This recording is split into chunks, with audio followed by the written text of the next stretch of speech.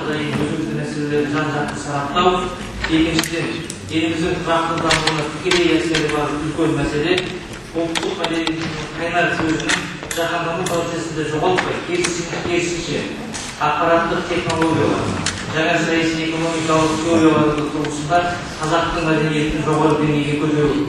Осы тақырып аясында барлығымыз көздер ұстап, жаңа идеялар пайда болады деген ойдамыз.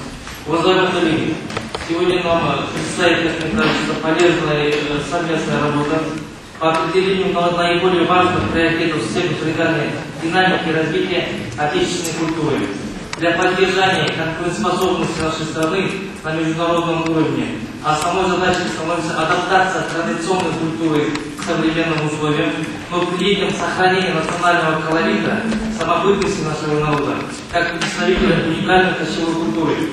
Нам также предстоит обсуждение механизма вывода на международный уровень традиционной культуры казахов, создание казахстанского бренда культуры, соответствующего глобальным вызовам.